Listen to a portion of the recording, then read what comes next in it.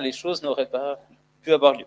Alors, quelques mots, on m'a donné un quart d'heure, donc comme il est 7h moins quart, à 7h, M. L va me dire stop, donc je vais faire le maximum pour tenir cet horaire. On a fait le quart d'heure vaudois, hein, je crois que vous vouliez faire les 5 minutes genevoises, mais finalement, ça, on s'y attendait, mais c'est très bien, parce qu'on a pu faire meilleure connaissance dans l'intervalle. Nous sommes, je pense qu'on peut être d'accord là-dessus, à une phase de notre histoire où se généralise un sentiment de perte de repères, de fin d'époque, de doute. Les crises s'empilent. La crise de l'emploi, la crise de l'énergie, la crise du climat, la crise aussi de la gouvernance globale et locale dans de nombreuses régions du monde, la crise du multilatéralisme, le choc des identités, la crise du sens et finalement une grosse crise de confiance qui se manifeste notamment à travers les controverses autour du Covid. Nous sentons confusément que la terre se dérobe sous nos pieds, que le ciel pourrait nous tomber sur la tête, que plus rien n'est certain, que le progrès est à réinventer, qu'un progrès subi ou obtenu en détruisant des valeurs écologiques et sociales ne peut pas être un vrai progrès. Et je souligne volontiers le paradoxe de notre société, qui est qu'elle surexploite les ressources du monde au point de détériorer gravement les conditions d'existence sur Terre, tout en restant incapable de répondre aux besoins de base d'une bonne partie de l'humanité. Nous sentons aussi dans tout cela la pression du temps. La pression du temps parce que nous savons que nous n'avons plus beaucoup de temps avant que les choses risquent de s'emballer vers des situations ingouvernables, invivables, irrécupérables, et en même temps, sans adhésion des humains, on n'y arrivera pas. Le vote sur la loi sur le CO2, que beaucoup de personnes croyaient allant de soi, après l'urgence climatique, après la grève du climat, après les manifestations de jeunes, après la loi sur l'énergie, qui a été votée à près de 60%, ben le refus de cette loi l'a clairement souligné. On ne peut pas avoir raison tout seul. Pourtant, c'était une loi cohérente, mobilisant les thématiques et les instruments adéquats, le pollueur-payeur, des normes, l'intégration des externalités positives qui ne trouvent pas à se financer sur le marché par des subventions et des externalités négatives par des taxes, entre autres. Mais hélas, il faut reconnaître la campagne des partisans n'était pas à la hauteur des attentes ni en mesure de répondre aux craintes que d'aucuns avaient attisées auprès d'un certain nombre de groupes de la population. Alors le développement durable dans tout cela, sa définition, je ne vais pas vous la rappeler, vous la connaissez, elle reste parfaitement valable, bien qu'elle ait pratiquement 35 ans, une bonne génération derrière elle. C'est ciselé comme un texte constitutionnel bien fait, c'est durable. On allait dire peut-être hélas, parce qu'on aurait voulu qu'on n'en ait plus besoin, mais ça reste tout aussi urgent qu'il y a 35 ans. En un mot commençant, parce qu'on a beaucoup glosé autour de cela, on a beaucoup interprété au deuxième degré, pour moi, c'est un partage dans l'espace entre tous les humains vivant sur la Terre et dans le temps avec les générations à venir. On a appelé la durabilité l'humanisme de notre temps, une idée directrice, transversale, fondatrice. Elle nous contraint à vaincre des oppositions simplistes, par exemple entre écologie et économie, entre aujourd'hui et demain, entre l'être humain et la nature, entre moyens et besoins, entre être et avoir, c'est très actuel maintenant, entre ville et campagne, et de poser les questions de fond. Quel sens cela a-t-il de faire de la terre, ce magnifique cadeau du ciel, un vaste désert, alors que nous pourrions sans autre en faire un jardin? La destinée de notre espèce s'épuiserait-elle à être arrivée très pauvre sur une terre très riche et de la quitter très pauvre après avoir rendu la terre, elle aussi, très pauvre? Est-ce vraiment le sens de notre destinée? Pour éviter cela, il s'agit de modifier nos trajectoires individuelles et collectives. Je rappelle et je souligne la formule utilisée par les Nations Unies en 2002 déjà, au sommet pour le développement durable de Johannesburg. Des changements fondamentaux dans la façon dont les sociétés produisent et consomment sont indispensables pour réaliser un développement durable à l'échelle mondiale. C'est très clair. Ce n'est pas comme ça, souvent, que la durabilité a été comprise. Il y a même eu, une fois, dans une stratégie fédérale du développement durable en 2008, l'hypothèse d'une durabilité faible qui permettait la substitution du capital naturel par du capital financier, soit justement ce que la durabilité a pour mission d'éviter. Ce genre d'idées ont évidemment sapé la force de frappe de la durabilité. En réalité, il faut une véritable révolution copernicienne et comprendre qu'actuellement les comptes sont faussés, à l'image d'un PIB qui additionne tout sauf l'essentiel. Et une révolution méthodologique est indispensable pour pouvoir intégrer les facteurs écologiques et sociaux au cœur même des référentiels des décideurs politiques et économiques. On y travaille. Lancé voici une trentaine d'années par le Programme des Nations Unies pour le développement, l'indice de développement humain, IDH, pondère le PIB par le taux de scolarisation et l'espérance de vie. Le PNUD propose aujourd'hui d'y ajouter le niveau d'émission de dioxyde de carbone et la consommation de matière d'un pays par habitant pour obtenir l'IDH ajusté aux pressions exercées sur la planète, IDHP. Peut-être que IDHP pourrait avantageusement remplacer le simple PIB. Nous l'espérons, car c'est les cadres de référence qui nous polluent s'ils sont faux et qui nous stimulent s'ils sont justes.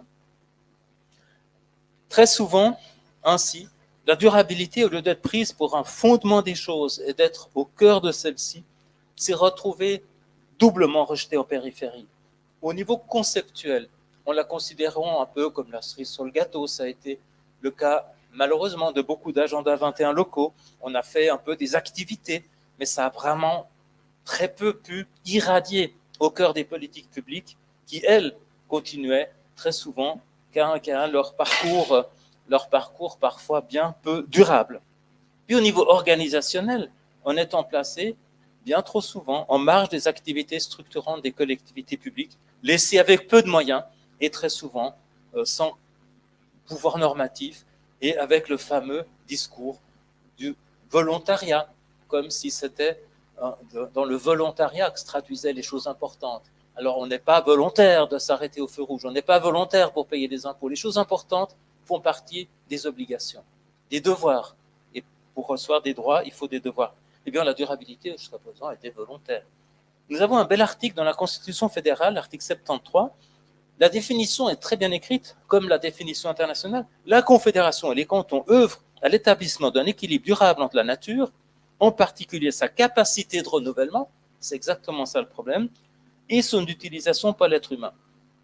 Mais c'est à peu près le seul article, à ma connaissance, peut-être je me trompe, vous allez pouvoir me démontrer le contraire peut-être, qui est resté sans aucune loi d'application. Alors évidemment, ça ne tombe pas du ciel, c'est compliqué, sans grille d'analyse et sans capacité de changer les politiques publiques non durables, cela reste évidemment un appel moral pour ceux qui ont envie de l'entendre, mais pas forcément pour ceux qui doivent l'entendre.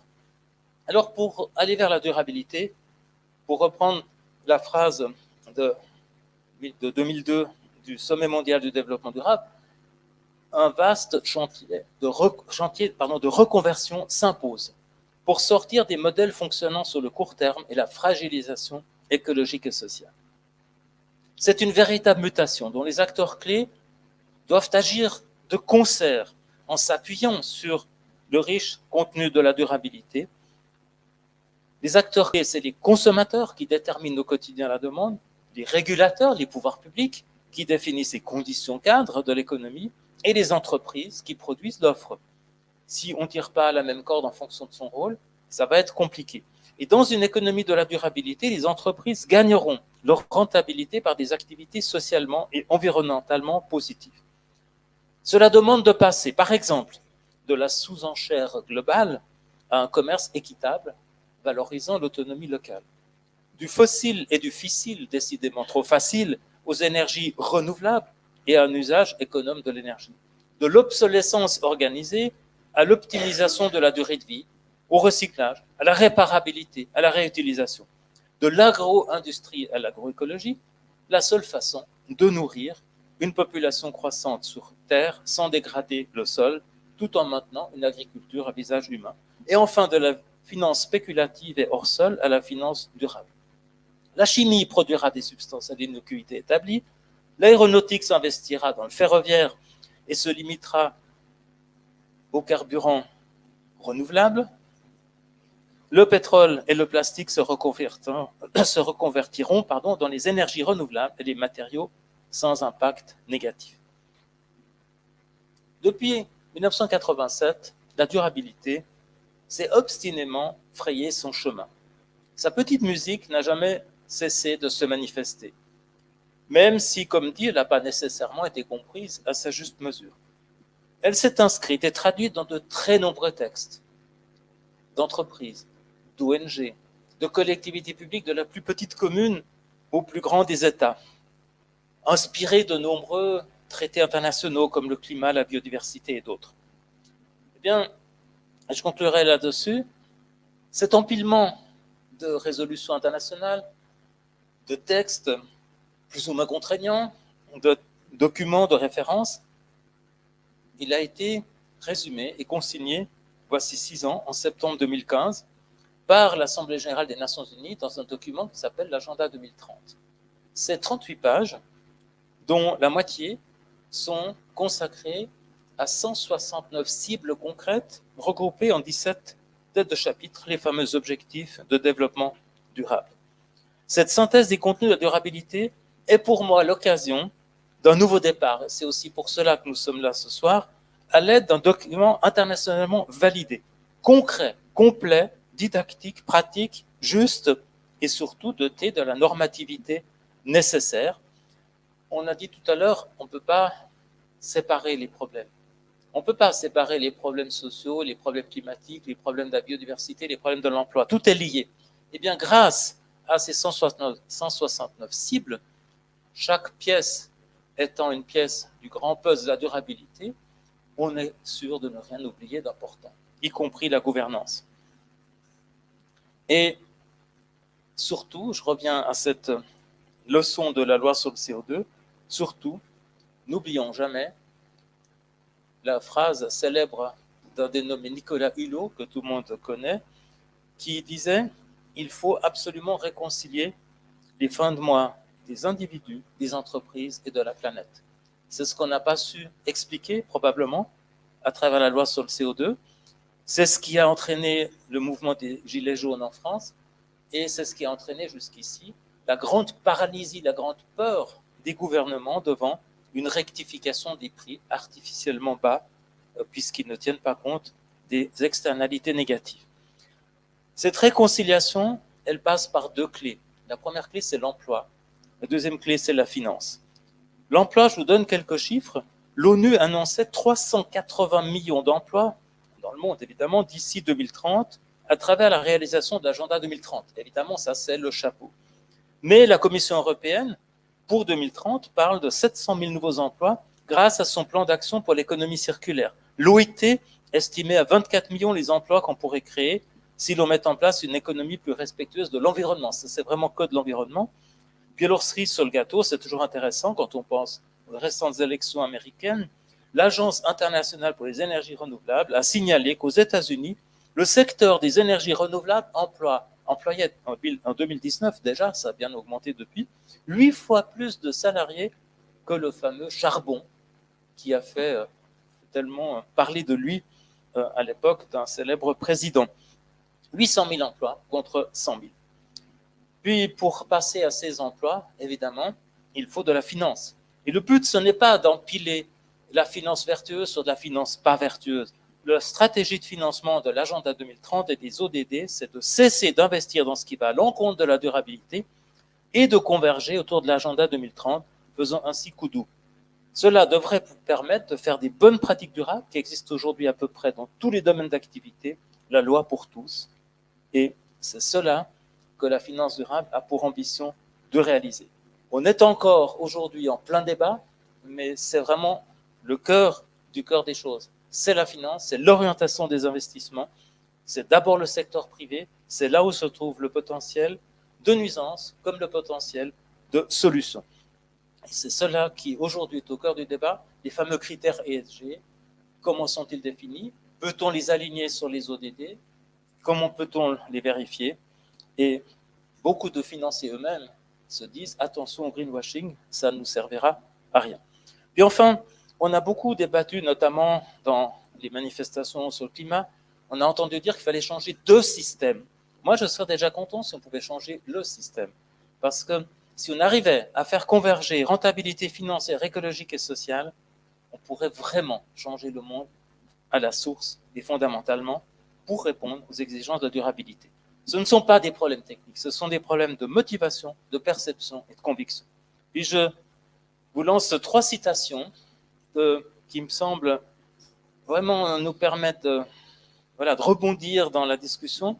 Une citation d'un livre qui s'appelle L'espérance en mouvement, de 2 personnes que vous connaissez certainement pas, Madame Massey et Madame Johnston, mais le livre, vous l'avez peut-être déjà vu, il a été édité par Labor et Fides il y a quelques années.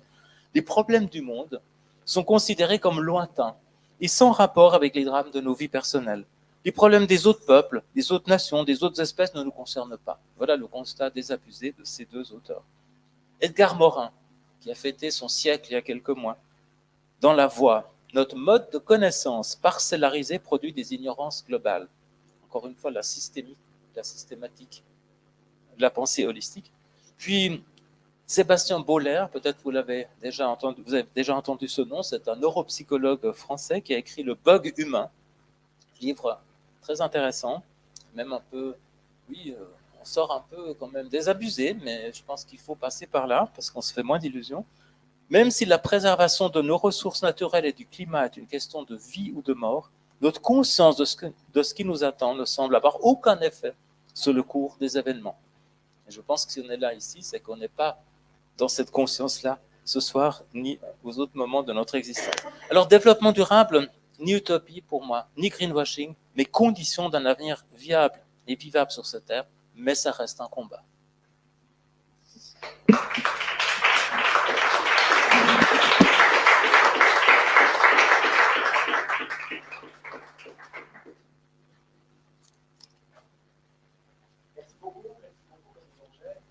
C'est effectivement une belle ouverture et les ouvertures que vous nous avez proposées aussi vont nous permettre d'ouvrir et d'échanger de façon riche, assurément. Alors, je vais proposer aux 4 intervenants qui sont là ce soir, Madame Niva s'excuse, elle était malade, de vous approcher et on va s'installer ici autour de la table. Voilà, on va peut-être juste un tout petit peu éloigner que... Voilà. Extra. Merci beaucoup. Installez-vous, j'ai envie de dire confortablement, pour autant qu'on soit confortable quand on est assis sur une chaise face à un public. Restez là, oui, restez là.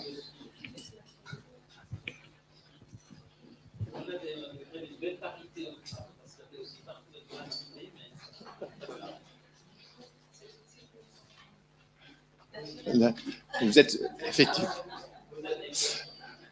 Voilà, alors, vous utiliserez les micros, vous passerez les micros, je pourrais aussi éventuellement vous le passer. Alors, Guillaume, mettez-vous, voilà, extra. Alors, l'idée, c'est de vous présenter nos invités du jour et puis de leur demander à chacun quelques mots, quelques phrases sur ce qu'ils ont entendu, ce qui les a frappés dans le propos de René Langer, un élément que vous retenez comme ça en quelques mots. Alors, on commence avec vous, Madame Carmen Fankhauser, pas Frankhauser, hein, c'est bien juste Fankhauser. Vous êtes donc membre du conseil de B-Lab Suisse.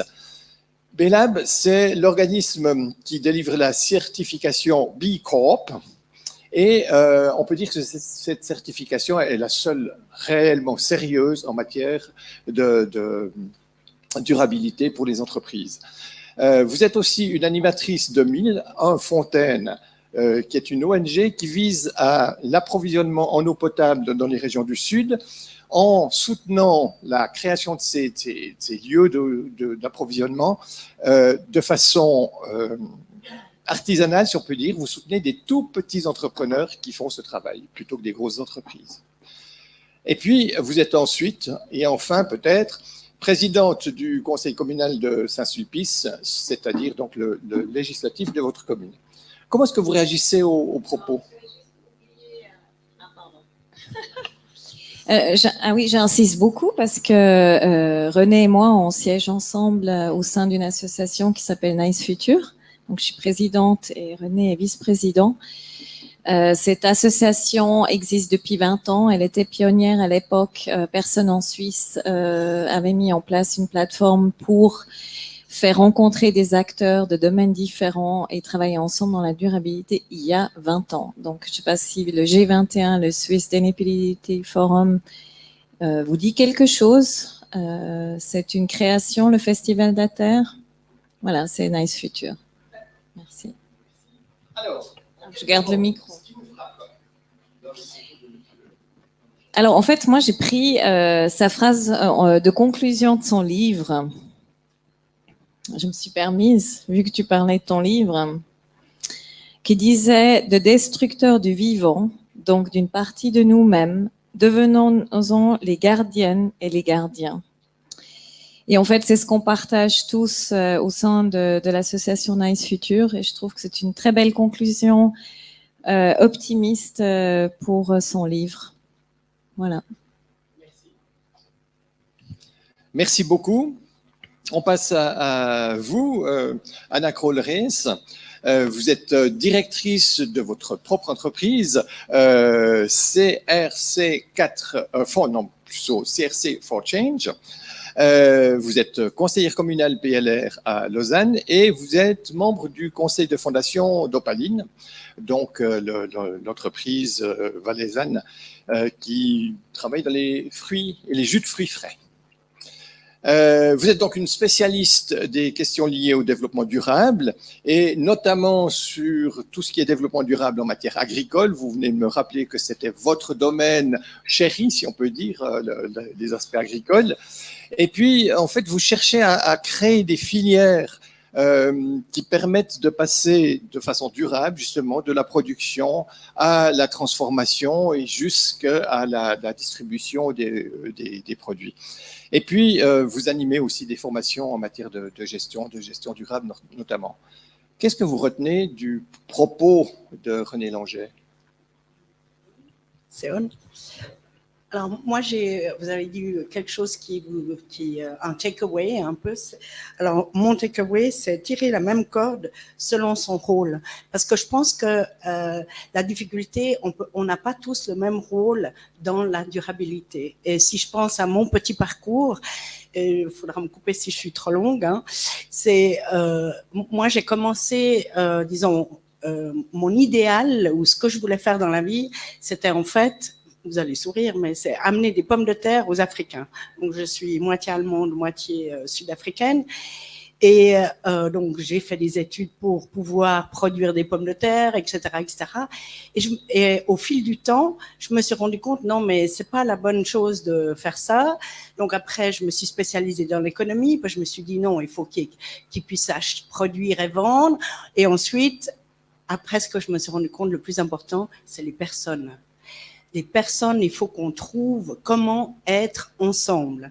Et c'est pour ça que cette phrase de tirer la même corde selon son rôle me semble très importante et qu'on soit conscient de notre rôle. Merci beaucoup. On passe aux hommes maintenant. Guillaume de Buren, vous êtes donc le chef du bureau de la durabilité du canton de Vaud.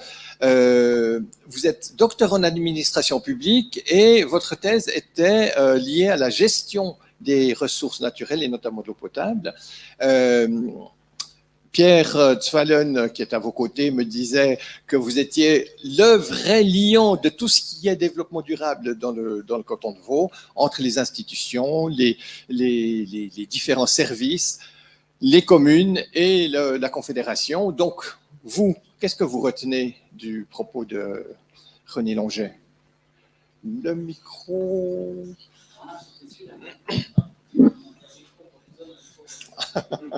Alors, bonsoir à tous, merci de m'accueillir. Bon, il y a beaucoup de messages qui ont été donnés dans cette intervention, c'était très riche. Donc plutôt que d'en piquer une ici ou là, un peu tout le long de cette intervention, je me suis dit, et alors? Et alors, qu'est-ce qu'on fait? So what? Et moi, ce qui me revenait tout le temps pendant cette intervention, c'est que l'enjeu principal de la durabilité actuellement, c'est la mise en œuvre. Je veux dire, pour moi, il faut arrêter de discuter, maintenant il faut y aller, quoi. Et puis, c'est vraiment ça ce que je retiens comme dans la suite, dans la continuité de ce message. Merci beaucoup. On passe à toi, Pierre. Pierre Svalen, député Vert au Grand Conseil vaudois, président de Plateforme Suisse Agenda 2030. Et puis, tu nous parlais notamment de la stratégie, tu vas nous parler de la stratégie du développement durable de la Confédération qui est en train de se mettre en place et qui a visiblement, à ce que j'ai pu voir, quelques défauts, mais aussi quelques qualités. Et je pense qu'on pourra s'arrêter sur cet aspect-là, justement, comment entrer en matière et faire les choses. Préciser aussi que tu es président de la Fédération vaudoise de coopération. Et que donc, à ce titre-là, la Fédération vaudoise de coopération, c'est cet organisme qui prévoit, gère et distribue un certain nombre de projets avec l'aide des communes et qui distribue l'argent qui arrive de la part des institutions publiques et des communes. Qu'est-ce que tu retiens du propos de René Longet? Permettez que je me lève parce qu'il y a des visages qui doivent assez mal nous voir, je pense, lorsqu'on est assis. C'est un plaisir d'être avec vous. Moi, ce que je retiens du livre de René, c'est d'abord son titre, même s'il est provocateur. Je pense effectivement que nous sommes dans un siècle où qui vit une situation de survie. Ce qui est formidable, c'est que 193 nations se sont mis d'accord pour faire converger leur politique vers 17 objectifs de développement durable. Mais le bouquin de René, c'est vrai, est plein d'exemples de terrain et à cet égard est une contribution assez formidable à la vulgarisation de ces ODD qui, pour la plupart des journalistes, sont une chose forte, complexe. C'est pour ça qu'on n'en entend jamais parler dans les médias. Ce que je retiens, moi, pour ma part, c'est que les 193 pays dont je vous parlais tout à l'heure sont redevables. C'est-à-dire qu'ils sont tenus, tous les 3 ou 4 ans, de rendre compte de la réalisation des cibles et des objectifs de durabilité. La Suisse va le faire à son tour, pour la 2e fois, à New York en juillet de l'année prochaine. C'est très important, elle est en train de préparer, on en dira un mot tout à l'heure, l'état des lieux de cette réalisation. Exercice qu'elle a rendu encore plus compliqué que possible, mais ça, c'est une autre affaire. En ce sens-là, oui, il est formidable que nous puissions avancer. Déjà 4 cantons ont publié leur propre agenda 2030, sont dans la course. Plusieurs villes ont publié ou sont en train de le faire. Des entreprises commencent à se référer aux ODD. C'est important, mais c'est vrai. Et c'est pour ça que je suis content d'être dans cette salle aujourd'hui. Il y a beaucoup de greenwashing. Et c'est là-dessus que nous autres, notamment la société civile, que j'ai la chance de présider, c'est un peu fort, je préside la plateforme de la société civile pour l'agenda 2030 au niveau suisse, eh bien, nous utilisons ces ODD comme levier de changement, levier de transformation. Les Nations Unies ont intitulé comme ça, hein, leur agenda quand ils l'ont adopté en 2015, pour la transformation du monde. Il y a une belle ambition. Il y avait même Poutine dans la salle lors de l'adoption à l'Assemblée générale de l'ONU. Il y avait Obama, il y avait Angela Merkel. Bon, vous me direz, c'est du beau monde qui est en train de nous quitter. Certains ont de la peine à respecter leurs engagements. En même temps, ils les ont pris, ces engagements. Et nous, gens du peuple, nous pouvons leur demander de tenir ces engagements. C'est ça qui fait toute la différence, qui fait que, effectivement, la durabilité n'est plus une utopie. Merci René d'avoir su l'écrire. René Longet, vous nous disiez qu'il y avait plus de 170 points dans cet agenda 2030 qu'on essaye de mettre ensemble. Est-ce que vraiment on sait globaliser? Alors, je pourrais reprendre ce que disait M. de Buren, parce que c'est vrai qu'on est là pour parler de mise en œuvre. Hein. La partition est écrite, il manque les chefs d'orchestre, puis parfois il manque même les musiciens. Mais il y a dans toutes les strates de la société, à tous les niveaux des acteurs, que ce soit les entreprises, les collectivités publiques, les individus, les ONG, des gens qui y croient et des gens qui peuvent parler un langage commun. Ce qui pourrait, à mon avis, être vraiment intéressant ce soir, c'est de discuter pourquoi on n'arrive pas à faire ces changements. Pourquoi il y a tellement d'obstacles? Pourquoi on n'arrive pas à passer de l'écriture de la partition à la mise au fond, à sa mise en musique quelque part? Parce que même avec Pierre Tsolel, on pourra reparler de la stratégie fédérale. Cette stratégie fédérale, elle est pleine de bonnes choses. Mais par exemple, vous lisez le chapitre sur l'agriculture, c'est absolument pas ce que la politique agricole fédérale fait aujourd'hui. Elle est faite de compromis boiteux, elle est faite d'un coup, on avance un coup, on recule de deux coups. Mais là, il y a un texte, par exemple, je ne sais pas s'il est resté finalement, mais qui ressemblait pratiquement mot pour mot à l'initiative pour les multinationales responsables, qui a été combattu par le Conseil fédéral qui mettait ce texte en consultation. Après, vous avez quelque part même dit assez clairement que la durabilité nécessitait une économie prospère.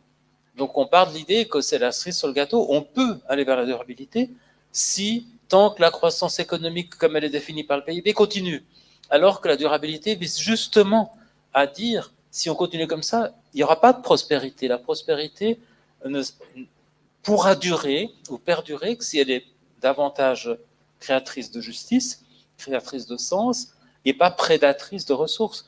Donc il y a quelque part une appropriation de la durabilité sans en comprendre l'esprit. Alors je ne dirais pas greenwashing forcément parce que greenwashing signifie qu'on a une intention de tromper en fait. Je crois que c'est plus grave que ça, c'est qu'on n'a pas compris. Et vous vous rappelez cette fameuse démission de Nicolas Hulot du gouvernement français. Moi ça m'avait frappé son interview quand il a démissionné, il a dit mais le président, mes collègues ministres, c'est des gens honnêtes, ils croient servir la France. Mais moi, je ne parle pas le même langage qu'eux. Ils ne me comprennent pas. Ils disent oui, on veut sauver la biodiversité, on veut sauver le climat. Macron n'arrête pas de le dire. Il l'a dit encore il y a quelques semaines à Nice pour le congrès de l'UICN. Mais est-ce que ces gens ont compris que ça signifiait véritablement de diviser par 3, par exemple, l'empreinte écologique des pays industrialisés? Est-ce qu'ils ont compris que ça signifiait d'aller beaucoup plus loin dans la transformation de nos processus de production et de consommation? Et là, je crois qu'ils n'ont pas compris. Et tant qu'on n'aura pas compris ça... Est-ce que c'est pas dû au fait qu'au fond, ils ont sans doute compris, mais que c'est tellement explosif, ils n'y arrivent pas? Mais je pense qu'ils savent très bien que si on ne le fait pas, ça va être infiniment plus explosif. On a des pays dans le monde qui montrent ce qui peut se passer. On peut les citer, le Liban, la Libye, la Somalie, Haïti, etc. Quand on en est là, il n'y a plus aucun espoir parce qu'il n'y a plus de structure politique. Je pense que ce qui nous attend, on parle beaucoup de collapse. Je pense qu'avant le collapse écologique, il y aura le collapse institutionnel. Et ça, certains mouvements d'ailleurs s'y préparent. Je ne parle pas des survivalistes, mais cet état d'esprit hyper nationaliste qui commence à émerger un peu partout en disant sauvons-nous nous-mêmes. Donc on n'a déjà plus la perspective planétaire. Ça paraît ringard aujourd'hui d'être non, mais le monde, ça, on ne s'intéresse pas, quoi. Alors que déjà, donc la perception, c'est déjà de se dire, on se sortira pas, on se sauvera pas tout seul. Et la deuxième perception qui doit passer, c'est aujourd'hui, notre économie marche sur la tête. Et tant qu'on ne veut pas modifier le concept économique, je pense que désespérément, on va courir derrière le problème avec les meilleures intentions du monde. C'est ça le pire. Carmen Fankhauser, est-ce que vous avez l'impression que vous, dans votre quotidien, les contacts quotidiens que vous avez liés comme ça, les gens ont compris les enjeux? Bon, je me lève aussi, parce que je ne serai jamais une oratrice comme M. Tsolel, mais je me lève quand même. Est-ce que les gens ont compris les enjeux? Ça fait pas très longtemps que justement j'ai une discussion avec le syndic de ma commune et je lui ai un peu tiré les oreilles avant-hier soir. en lui disant, mais écoute, là maintenant on a des responsabilités et il s'agit plus de savoir si on a les finances pour y arriver, mais on doit d'abord penser au programme et ensuite on va regarder les finances. Et c'est vrai que c'est une personne qui est extrêmement sensible par rapport à la durabilité, mais je me rends compte qu'il y a quand même encore beaucoup de réticence. Alors ce qu'il faut savoir, c'est que moi je viens du monde économique et que pour moi, c'est important qu'on comprenne quand même qu'on doit pouvoir continuer à payer des salaires. Il ne faut pas l'oublier, c'est que les entreprises, nos PME, qui font vivre quand même le système, la Suisse, à la fin du mois, ils ont des salaires à payer. Donc, il ne faut juste pas l'oublier. De l'autre côté, ce que j'ai compris, c'est qu'en fait, on a un problème, en effet, qui est social, qui est systémique, c'est un problème de société, c'est qu'on doit changer de niveau. C'est que pour l'instant, les gens, ils sont au niveau 1 et pour passer au niveau 2, il ne s'agit pas uniquement de changer quelques points de leur écologie personnelle, mais c'est vraiment de passer, de changer de système en fait. Et ça, c'est le niveau 2. Et ça demande beaucoup de courage au niveau personnel, mais aussi au niveau structurel, au niveau des organisations, au niveau de toutes les parties prenantes. Et moi, ce qui me désole le plus, et je reviens au sommet de Marseille organisé, enfin, sur la biodiversité par l'UICN, son directeur me disait il n'y a pas très longtemps, mais tu sais, Carmen, le gros problème, il est géopolitique. Le gros problème écologique, environnemental, climatique et la survie de l'humanité, voilà, il est malheureusement pas chez nous, mais on est responsable. On est co-responsable, on est même beaucoup responsable. Et moi, ce qui me désole, c'est que je me rends compte que on prend pas nos responsabilités ici en Occident. Voilà, donc moi, j'aimerais que toutes ces parties prenantes, nous y compris, donc que ce soit la politique, que ce soit les institutions, les fondations, les associations, que ce soit l'économie privée, les entrepreneurs, qu'on essaye quand même de se motiver pour passer à ce niveau 2. Essayer de foncer un peu. Voilà. Mais pas la tête baissée non plus, mais qu'on passe à l'action. Anna Krollres, si vous permettez, vous qui fréquentez des acteurs du changement, si on peut dire un peu tous les jours, quel est leur état d'esprit? Découragé ou bien on espère y arriver? Je vais aussi me lever. Oui, c'est sympa. Bonsoir aux gens du fond. Bon, moi j'ai un naturel plutôt optimiste. Donc, parce qu'il y a toujours la possibilité de regarder le verre à demi-vide, le verre full plein. Et en fait, moi, je vois un peu, par exemple, mon rôle dans la durabilité, mais aussi comment introduire la durabilité pour tous. C'est comme si on imagine d'introduire, par exemple, l'approche genre. Moi, j'étais responsable de faire ça dans le cadre d'une très grosse institution française. Et c'était tous des banquiers. Je peux vous dire que personne n'était intéressé par cette chose. Et personne ne voulait comprendre. Et ce qu'il faut voir, c'est que quand on vous demande de changer, c'est qu'en règle générale, on passe par différentes phases. D'abord, il y a le déni, ensuite il y a une sorte de colère, ensuite il faut faire le deuil, et puis ensuite on négocie, et ensuite on accepte. Il y a des choses qu'on fait maintenant. Je donne un exemple. Moi, j'ai habité un petit village quand on arrivait en Suisse, où on allait au bord de la rivière pour jeter, c'était la déchetterie. J'avoue que je ne comprenais pas, mais bon, voilà, j'ai fait la même chose. Et maintenant, c'est interdit. Maintenant, personne ne peut s'imaginer faire ça. Et je pense que la durabilité, pour moi, c'est comme un processus qu'on essaye de mettre en place. Et c'est clair que là, chacun doit avoir son rôle, comme vous avez dit, autant au niveau personnel, mais moi, moi, je prends l'avion au moins 2-3 fois par année. Mais par contre, je pense que j'ai un autre rôle. Une autre chose, c'est que je pense que les gens qui ont du pouvoir, et quand je dis pouvoir, c'est du pouvoir politique, du pouvoir économique et du pouvoir social, doivent s'engager et prendre un certain leadership. Guillaume de Buren, vous constatez cet engagement des gens de pouvoir que vous fréquentez tous les jours? Alors, en tout cas, visiblement, j'ai un constat assez différent de celui de mes préopinions. Moi, je vis dans un autre monde que vous, visiblement. Enfin, tout d'abord, pour cadrer, je vais parler là de ma casquette. Dites-nous vaudoise. vite, un Vaudoise. monde meilleur ou un monde plus triste? Non, Dites-nous mais vite ça. On ne sait plus où donner de la tête. Ça va beaucoup trop vite. On a le vent dans le dos. Ça se passe hyper bien. Pour moi, enfin, il y a cette fameuse phrase, cette citation de Yann Arthus Bertrand qui dit « Il est trop tard pour être pessimiste ». C'est exactement ce que je vis.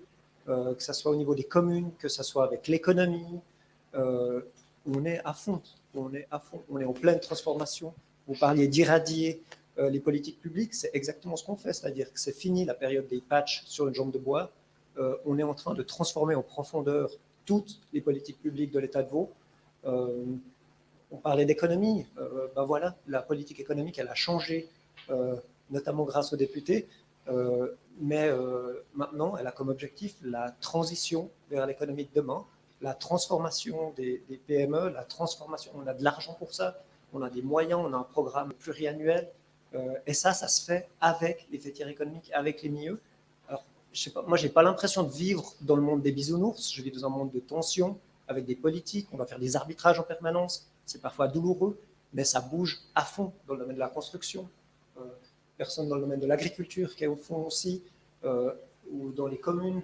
Dans les communes, on est vraiment dans une transformation assez complète et profonde.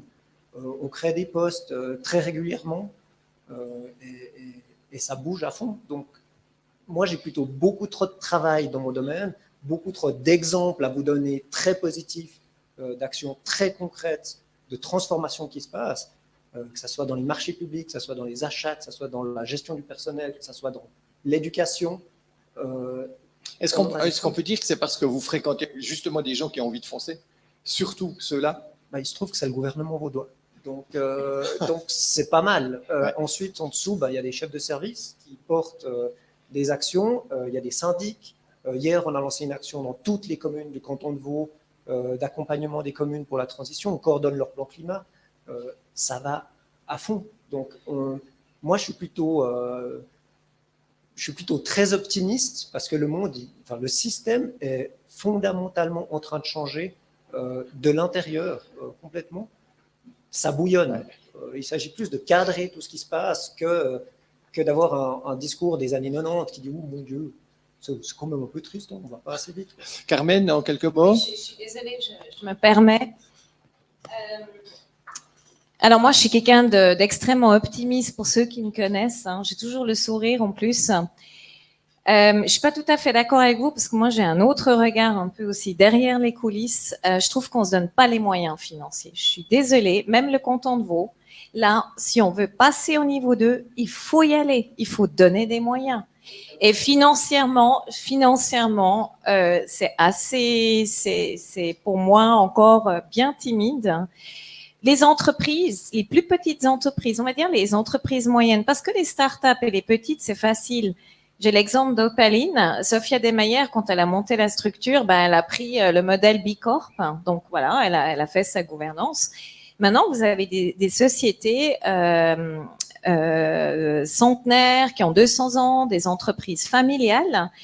Ces gens-là, pour qu'ils fassent sa transition, bien sûr qu'il n'y a pas que la partie financière, il y a besoin d'un support, il y a besoin d'une communauté. C'est pas facile. Et moi, je le vois autour de moi. Et donc, je dis que c'est insuffisant. Je suis désolée, mais là, vraiment, je remarque qu'on on se donne pas les moyens des objectifs qu'on s'est fixés. Pierre Swallen, tes constats, toi qui as cette vision un peu globale suisse, notamment, et pas seulement vaudoise. Oui, moi je crois que ces deux interventions de Carmen et Guillaume sont finalement assez significatives. C'est-à-dire que les deux situations existent. Guillaume est au cœur d'une administration vaudoise qui me bluffe en ce moment et qui se met au boulot. Je dirais que Guillaume de Buren est un rassembleur et qu'il a réussi à insuffler des énergies dans l'ensemble des directions générales et services de l'État. Tant mieux. Ailleurs, je partage vos constats, Madame Frankhauser. C'est vrai qu'il est encore difficile, notamment dans le secteur privé, de trouver des gens qui s'identifient aux ODD et on met leur énergie à réaliser la durabilité. C'est sur le climat qu'on sent les meilleures évolutions, il faut bien le reconnaître. Et il y a une volonté réelle dans beaucoup d'entreprises, par exemple, de décarboner la production. Ça, c'est une bonne chose. C'est encore une prise de conscience sur les indicateurs effectifs. Il y a encore un très, très gros travail à faire. Mais c'est vrai qu'on insiste à une révolution des mentalités et que ça doit se traduire en actes maintenant. Et c'est là où il y a un très, très grand travail encore à accomplir. Moi, je le vois, tu m'interpelles sur le paysage suisse, c'est très, très différent. Je vous ai parlé des 4 cantons qui ont adopté leur agenda cantonal. Guillaume de Buren ne le fait pas, alors moi je le fais. On est beaucoup de Vaudoises et de Vaudois ici. L'agenda vaudois, il est de qualité. C'est 65 pages passionnantes à découvrir, avec des approches transversales. Un très gros boulot pour l'équipe, la toute petite équipe de Buren, mais c'est intéressant et ça devrait, si tout cela est mis en œuvre, mais je surveillerai avec quelques autres, l'accomplissement, ça je le dis déjà au chef du bureau de la durabilité, nous y veillerons et il faudra accomplir l'effort pas seul. C'est vrai que ce n'est pas les 20 000 collaboratrices et collaborateurs de l'État qui peuvent faire ça tout seuls. C'est vrai que la société civile se bouge aussi pour que tout cela soit accompli et il faut que les différents partenaires de l'État, les fêtières agricoles, économiques, etc., s'y mettent aussi. Là, il y a beaucoup de déclaratifs encore et c'est pour cela qu'il y a des impulsions encore très très fortes à donner. René Longet, votre ouvrage justement, c'est un plan de survie et c'est effectivement une série d'éléments aussi très concrets qui permettent peut-être d'aller en avant et de permettre à des gens qui sont un peu éloignés encore de ces questions-là d'y entrer. Alors effectivement, je pense qu'on est dans une phase de perception et de compréhension. Alors moi, je salue tout ce que fait l'État de Vaud, je salue tout ce qui se passe de positif, je suis surtout pas en train de critiquer quoi que ce soit. Par contre, moi, ce qui m'habite, c'est quand même, la compétition, je dirais, entre la vitesse de réaction et de capacité de transformation sur la planète, hein, parce que canton de Vaud, il y a le milieu du monde, je sais, dans le canton de Vaud, mais en réalité, là, comme le monde est une sphère, je sais qu'il y a des gens qui en doutent, mais comme le monde est une sphère, on a l'avantage d'être au milieu partout. Enfin, au niveau du monde, parce que c'est ça qui va finalement être décisif, on n'est pas forcément en train de gagner cette bataille, parce que d'un côté, il y a des effets dominos qui sont en train de se passer avec le climat, avec le permafrost qui fond, avec les océans qui montent, etc. Et tout cela en période aussi de déclin de la biodiversité. Enfin, il y a tous ces phénomènes globaux et locaux qui sont là, qui peuvent aller basculer très très vite, qui sont vraiment inquiétants. Et il y a tous ces efforts qui se font.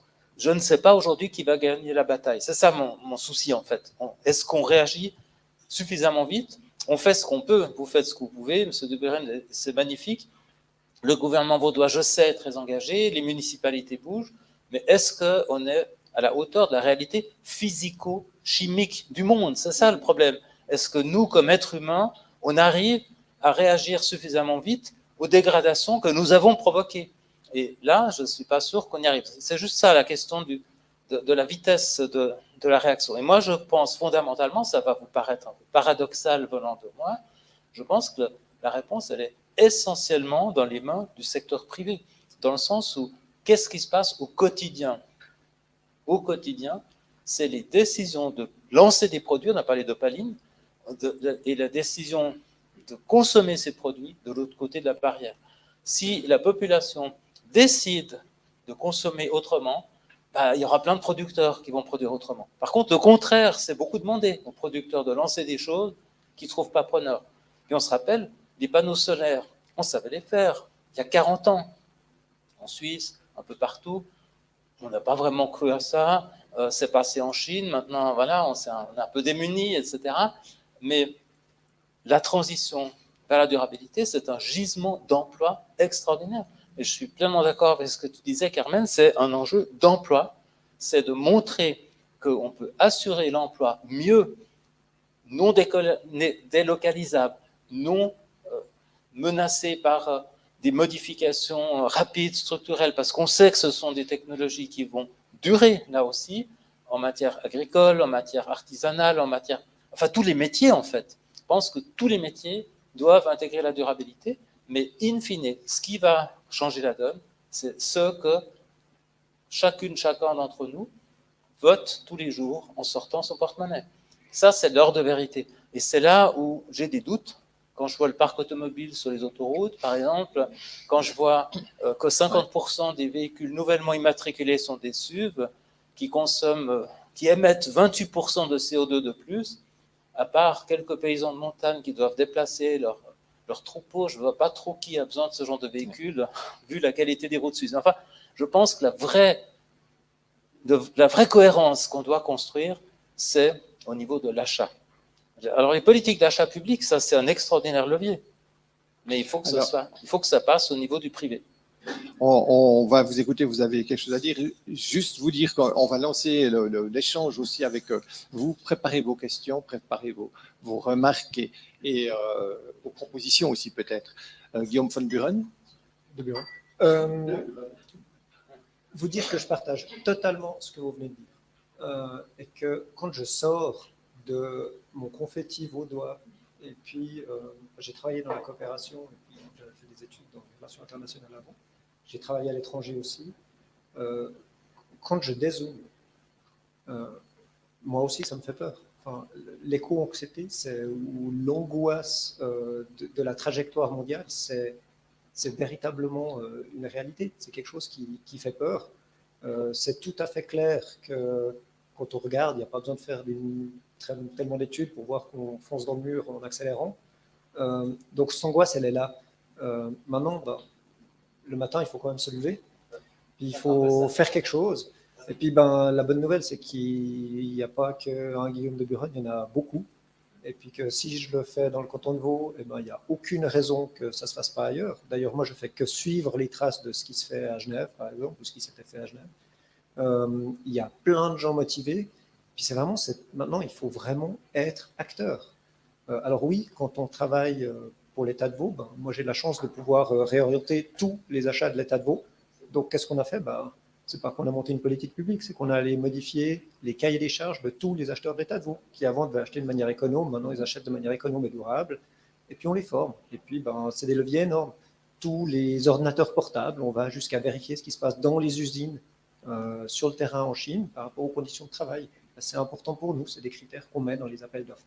Mais vous tous, nous tous, alors votez avec le porte-monnaie, votez aussi avec son bulletin de vote, parce que la Suisse est un pays formidable, c'est un prototype de démocratie, et ce serait bien bête de ne pas l'utiliser davantage. 40% de participation, c'est bien triste. Donc votez, c'est vraiment orienter le monde. Et puis on peut vraiment être acteur, que ce soit dans des conseils d'administration. Il y a un déficit de compétences dans les conseils d'administration. Ce n'est pas que les conseils d'administration ne veulent pas faire, c'est qu'ils ne savent pas comment faire. Donc si vous avez des compétences, allez-y. Et si vous savez... Anna Kollres, votez, et on a la preuve avec vous qu'il n'y a pas forcément besoin de choisir un parti. Il y a des individus qui sont dans le développement durable dans tous les partis. Mais ce n'est pas ça que vous vouliez nous dire. Ouais, non, alors tout à fait. Mais concernant mon parti politique, je suis arrivée un petit peu par accident, si j'ose dire. On est venu me chercher. Et je trouve que, moi, je suis naturalisée. La première fois que j'ai voté, c'était en Angleterre à l'âge de 30 ans.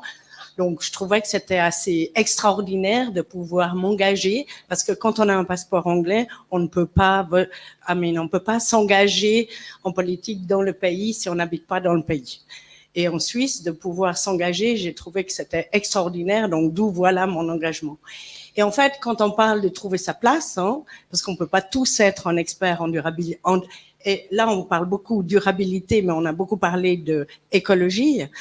Pour moi, la durabilité, c'est dans son ensemble, et qui est en lien, bien sûr, avec l'emploi, parce que tous les jours, nous, on doit manger et on n'a pas chacun une vache, un petit jardin, etc.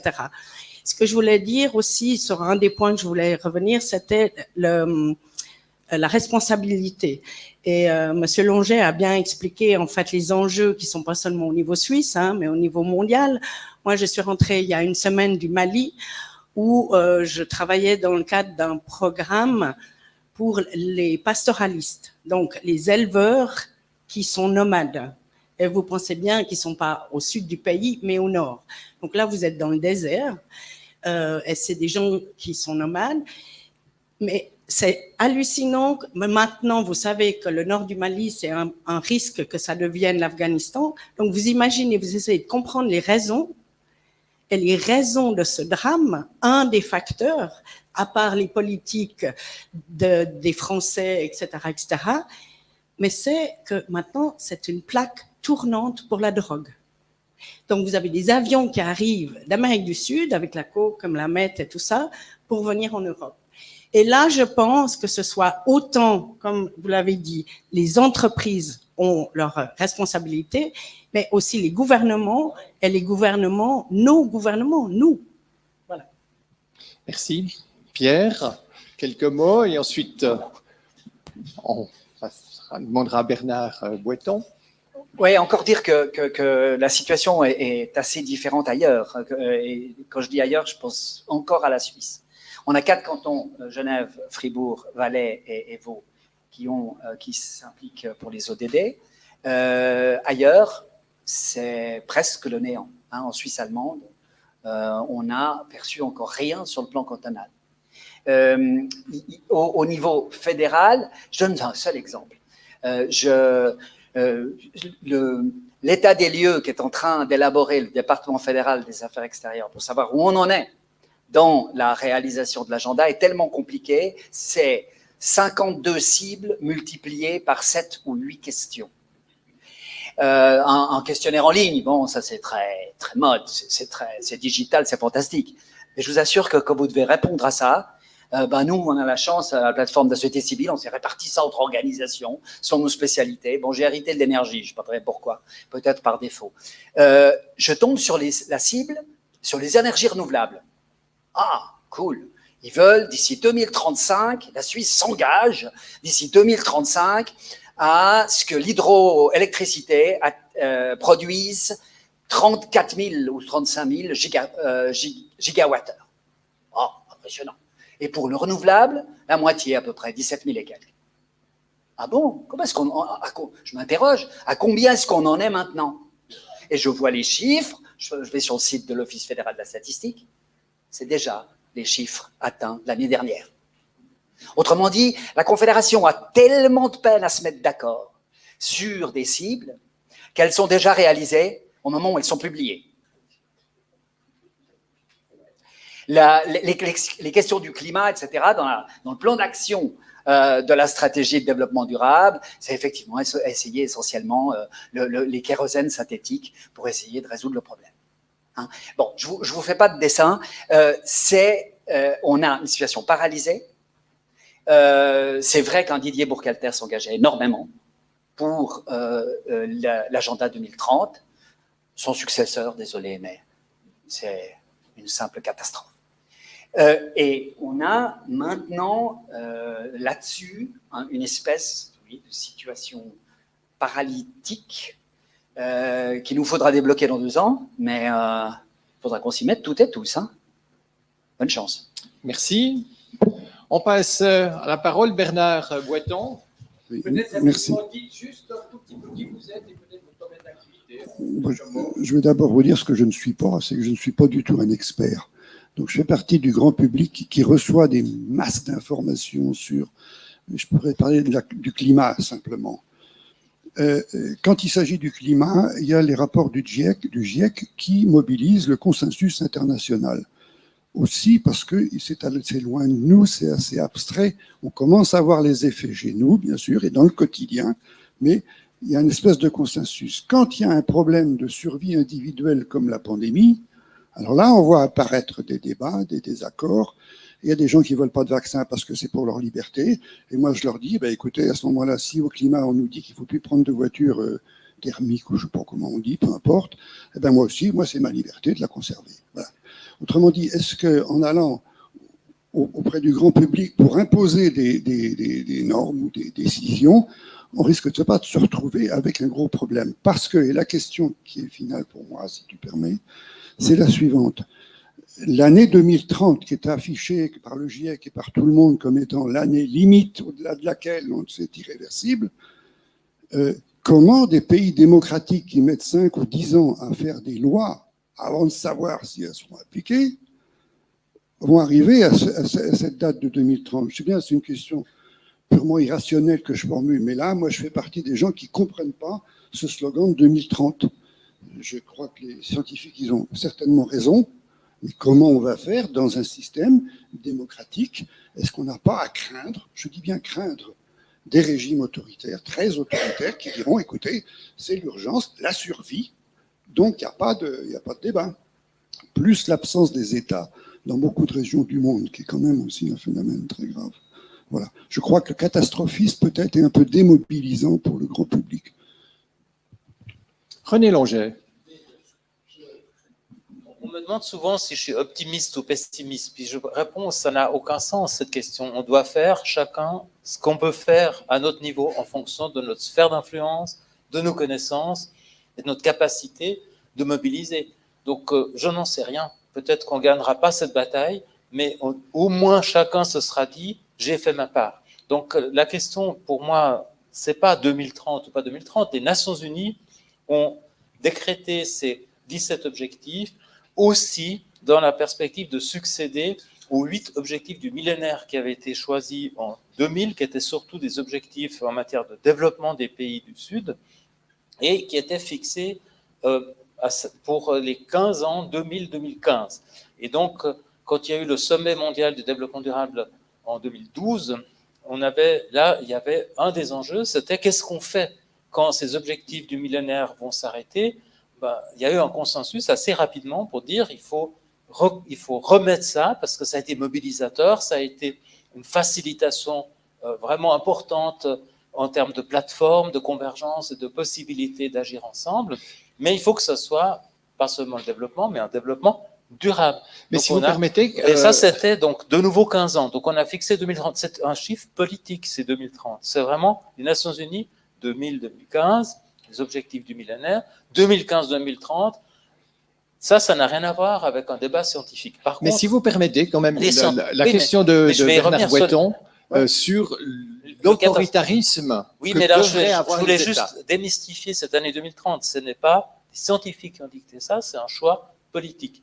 Maintenant, 2030, évidemment, c'est toujours la même histoire. Il y a des évolutions négatives qui se passent au niveau, j'allais dire, des phénomènes naturels de la Terre qui s'accélèrent et qui inquiètent les scientifiques.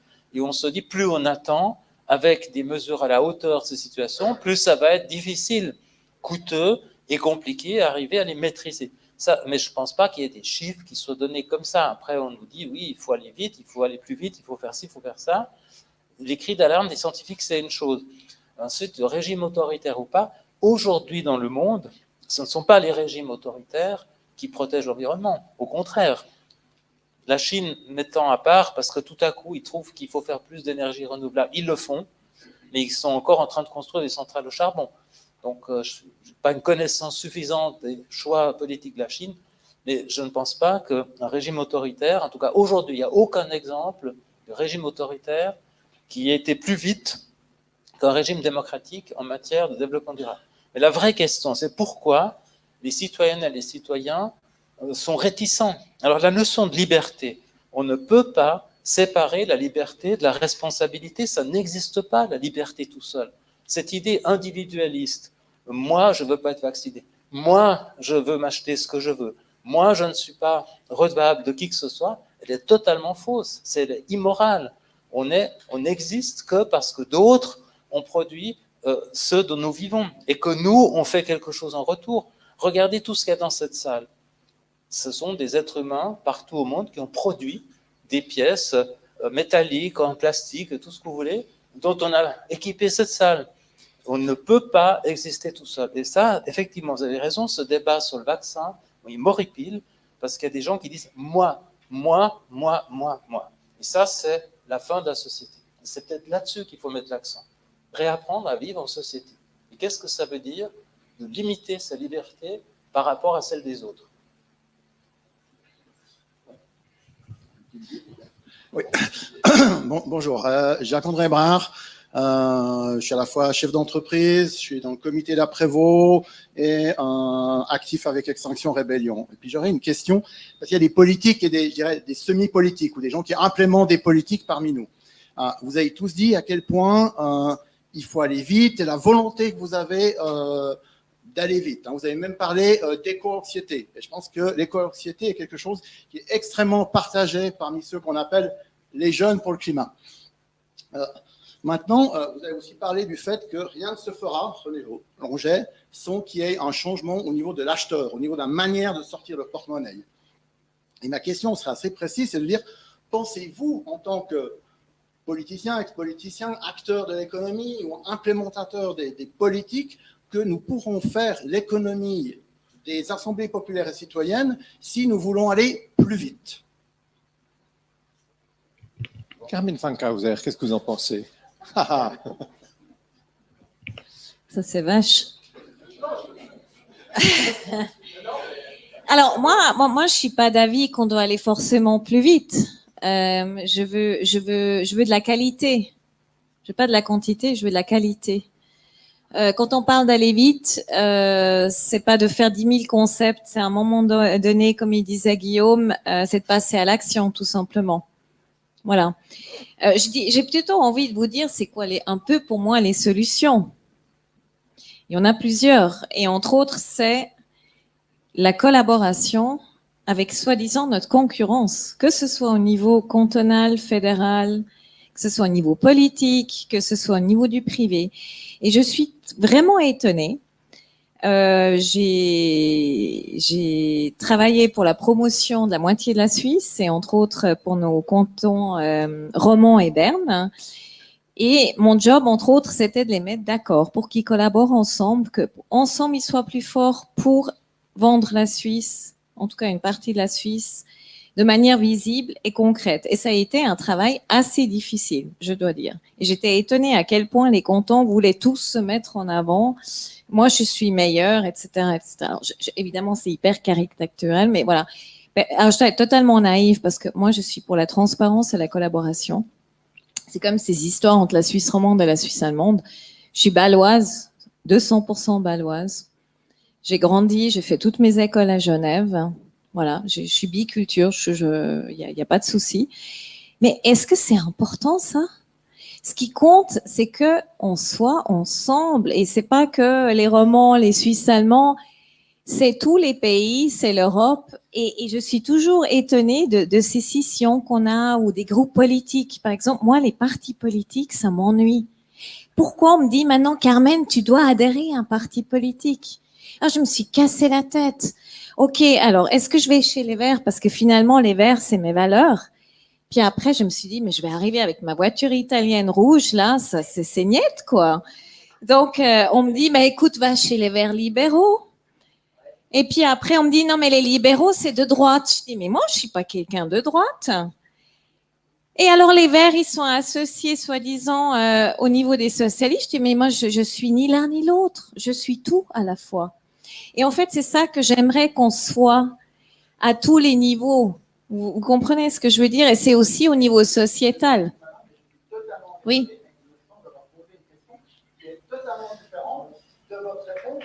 Mais c'est pour vous répondre par rapport à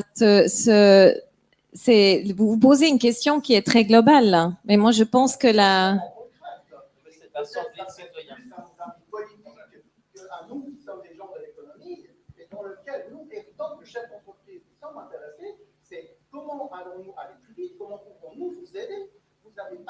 Mais c'est collaborer, c'est ce que je disais. Mais c'est collaborer, c'est se parler. C'est de se parler, c'est de collaborer. Moi, j'ai pas l'impression... Oui. Ah, pardon. Alors, peut-être Pierre qui a demandé la parole. Prends le micro, s'il te plaît, pour que Sur l'Assemblée amis sur citoyenne YouTube- et populaire, j'ai déposé à cet égard une proposition au Grand Conseil vaudois pour activer les modes participatifs en prenant l'exemple de la proposition du XR. Donc, c'est important. Ça n'a pas encore enflammé le Parlement vaudois. En commission, ça a presque passé, on va dire, mais le travail reste encore à faire. Bien sûr, il faut cette accélération, et ce qu'a fait la jeune génération, les personnes qui sont descendues dans la rue, les actions de perturbation, de rébellion, c'est pourquoi pas. Ça participe du mouvement pour faire en sorte, on le sait bien, à Berne, il y a de nombreux élus qui ont été impressionnés, qui ont eu des discussions de famille sur le climat, qui a permis, excusez du peu, de renverser la position du PLR sur ces questions. Génial. Donc, ça vaut la peine. La Suisse recule en matière de durabilité dans les classements internationaux. Si je prends l'excellent classement que fait l'université de Cambridge, qui est quand même l'une des meilleures d'Europe, sinon du monde, la Suisse a encore perdu un rang. Elle sort chaque année le classement de durabilité de 165 pays. La Suisse est maintenant au 16e rang derrière la Pologne. C'est tout dire. Où est-ce qu'elle est la plus faible dans les... Bon, vous ne connaissez pas les ODD par cœur, mais c'est clairement ses importations. La Suisse importe énormément de biens sans égard pour les conditions de production et d'exploitation. Et ça nous fait, à l'objectif 12 pour les intimes, ça nous fait perdre extraordinairement de points. Un autre domaine où on est très en retard, et René a eu raison de le souligner, c'est la diversité végétale et animale. Là-dessus, on perd des points en regard de bien d'autres pays, voisins d'ailleurs. Et puis, un troisième domaine où on est remarquablement faible, c'est le 17e ODD, c'est celui qui porte sur les partenariats. Tiens, mais partenariats, on est assez bons, nous, en Suisse. Oui, mais dans les critères des Nations Unies, il y a les questions fiscales. Et c'est là que c'est la chute libre pour la Suisse. Le canton de Vaud, là, puisqu'on a fait son éloge, on peut encore me le dire aujourd'hui, grâce à certains outils fiscaux utilisés par notre cher ministre des Finances, on n'est pas à 13,79 comme on avait lu le croire pour les bénéfices des entreprises. On est au-dessous de 11%. Il y aura du chemin à rattraper pour atteindre le taux sur lequel les pays au niveau international s'unissent, soit 15% sur le bénéfice des entreprises. Ça, c'est les petites affaires suisses remarquables, et quelques cantons en sont complices, le nôtre aussi. C'est là-dessus qu'il y a justement des rattrapages à faire. En attendant, la Suisse perd des points en durabilité. Merci. Une autre question? Bonjour, je m'appelle Françoise Salamégué, je travaille au secrétariat d'État à l'économie à Berne, donc dans l'administration fédérale qui est lente et qui ne fait pas assez bien son travail, mais qui essaye de faire au mieux en tout cas. Et même au SECO, on travaille sur le climat. J'aimerais juste commencer par faire une comparaison entre la crise Covid et la crise climatique. Si on regarde la crise Covid, en une année, la Confédération et tous les pays voisins ont mis des dizaines de milliards sur la table. Pourquoi? En si peu de temps. Eh bien, tout simplement parce que dans notre chair, on a su ce que ça voulait dire une crise Covid, et dans notre santé, on a été touché. Si on prend la crise climatique, c'est un peu toute la difficulté de ce sujet, c'est qu'on doit le voir sur le long terme. Et malheureusement, on a un système, qu'il soit politique ou économique, qui a une vision à très court terme. Et donc, concilier ces deux choses sont très difficiles, mais, et là je suis quelqu'un de hyper optimiste, je viens du Liban, je crois qu'on n'a pas le choix sinon, et je crois qu'il faut absolument essayer de faire au mieux.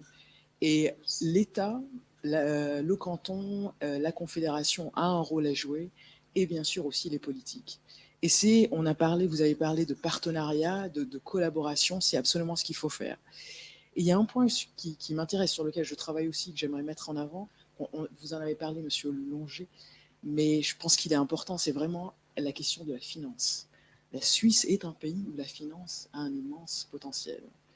Et la finance verte, elle est en devenir, mais malheureusement, nous avons des pays comme l'Angleterre et autres, la City, qui est en train de nous dépasser et où nous pourrions jouer un rôle plus important.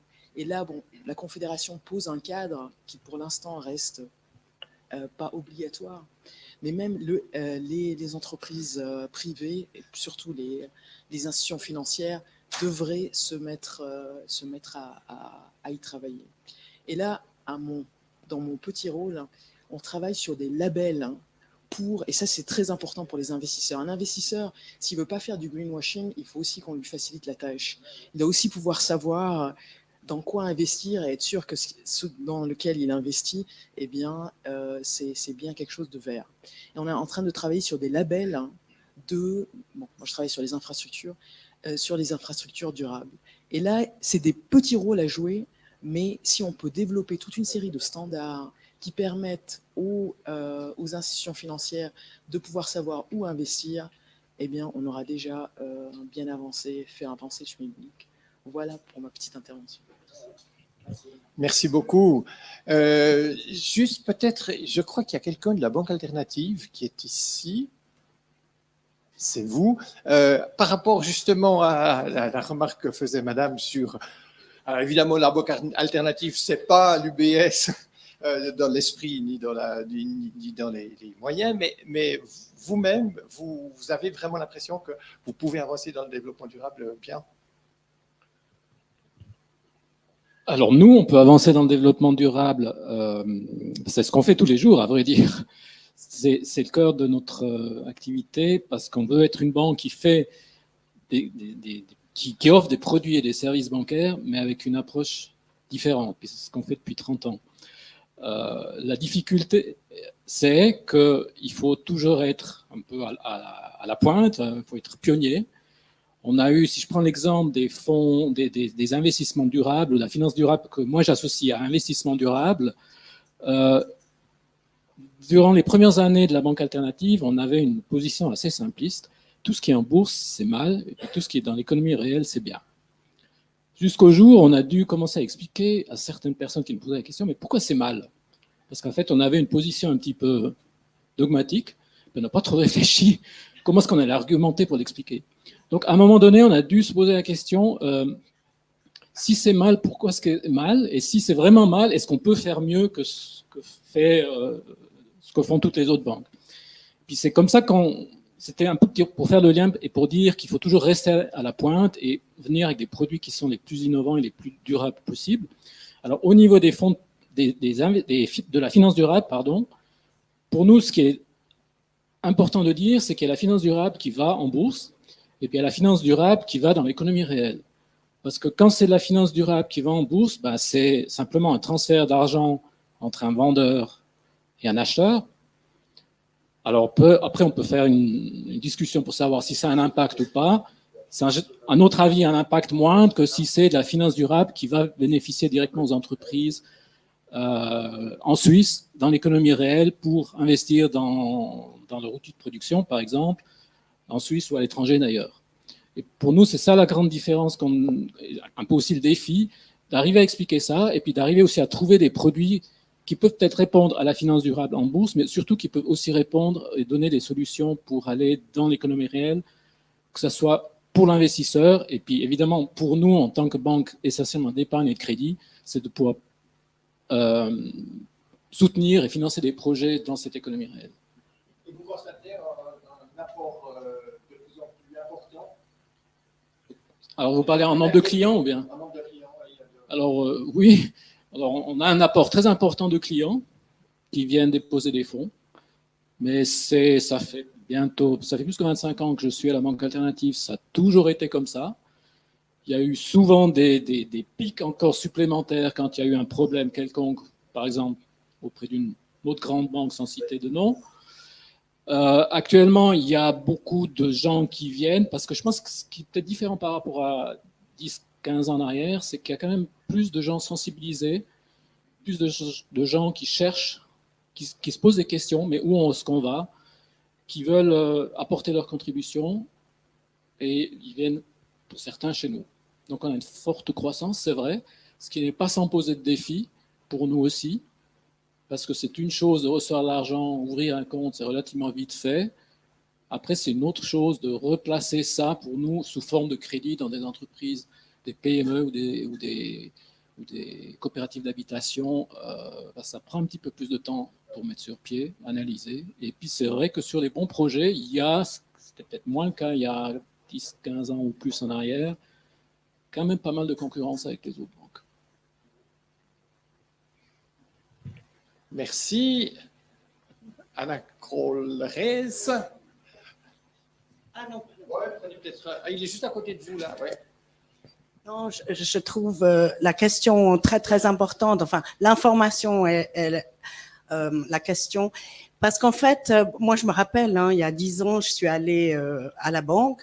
Puis j'ai dit, voilà, j'ai 20 000 francs, le troisième pilier, j'aimerais mettre ça dans des projets genre ou durabilité. Et mon banquier m'a dit, ah bon, c'est quoi? Mais nous, on n'a pas ça.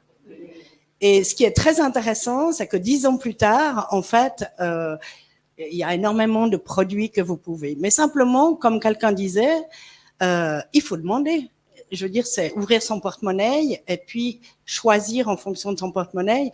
Et je suis entièrement d'accord que nous, on a un grand rôle à jouer parce que la Suisse, je veux dire, quand on pense aux milliards d'argent qu'il y a en Suisse, ça, c'est extraordinaire. Maintenant, la question des labels, je trouve que c'est très important parce que moi, je me rappelle quand j'ai commencé à travailler, j'étais conseillère agricole dans le canton de Vaud.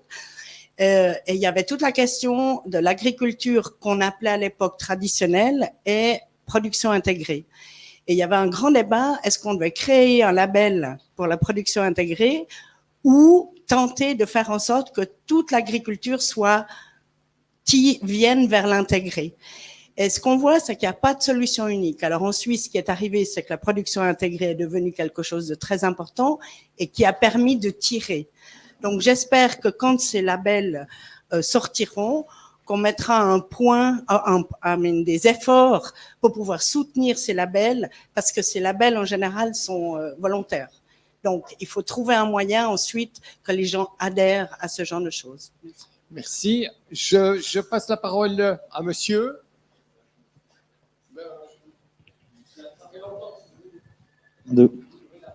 Oui, bonjour, Adrien Galland.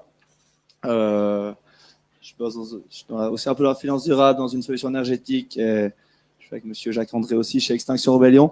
Vous m'avez fait passer un peu par tous les états, je dois vous avouer.